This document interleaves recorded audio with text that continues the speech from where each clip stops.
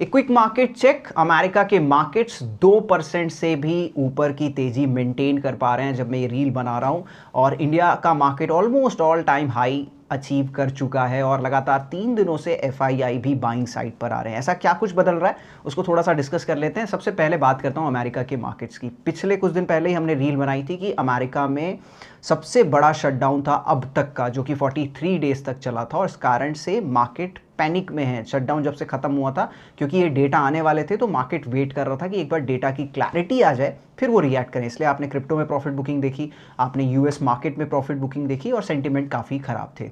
और finally 43 days के shutdown के बाद, जो कि 12 नवंबर को खत्म हुआ, आज 20 तारीख है, आज बहुत सारे सीरीज ऑफ डेटा निकल करके आए, जिसमें सबसे ज़रूरी डेटा था यूएस का अनएम्प्लॉयमेंट रेट।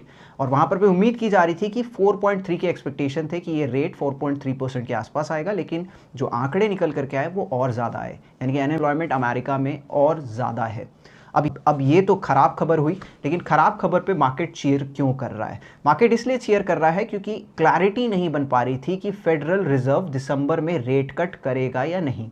और रेट कट की जो प्रोबेबिलिटी थी, क्योंकि अमेरिका में इस पर भी ट्रेडिंग होती है, तो जो प्रोबेबिलिटीज़ थी वो केवल 36% की थी या 39% की थी। और इस डेटा के आने के बाद, यानी कि खराब डेटा के आने के कारण से अब फेडरल रिजर्व्स को रेट कट के बारे में वापस सोचना पड़ेगा। और अचानक से ये जो प्रोबेबिलिटी थी, जो पोजीशनिंग थी, वो बढ़ करके 56% पर पहुंच गई है कि दिसंबर में रेट कट हो सकता है।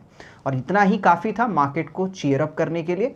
लेकिन एक चीज़ जो अभी भी थोड़ा स्ट्रेसफुल दिखाई दे रही है वो है डॉलर इंडेक्स, यानी कि डॉलर में अभी भी तेज़ी कायम है। 100 के आसपास डॉलर इंडेक्स ट्रेड, 100 के फिगर के आसपास डॉलर इंडेक्स ट्रेड करता हुआ दिखाई दे रहा है। अगर यहाँ पर भी प्रॉफिट बुकिंग आ जाए तो आप समझ लीजिए कि फिर चारों सिलेंडर ऑन हो जाएंगे और बड़ी तेज़ी अमेरिका के साथ साथ ग्लोबल मार्केट्स में देखने को मिल सकती है, और दूसरे एसेट क्लास में भी ये तेज़ी देखने को मिलना शुरू हो जाएगी, चाहे वो गोल्ड हो, सिल्वर हो, या फिर क्रिप्टो करेंसीज हो। ये क्विक अपडेट अच्छा लगा तो कमेंट करके ज़रूर बताइएगा।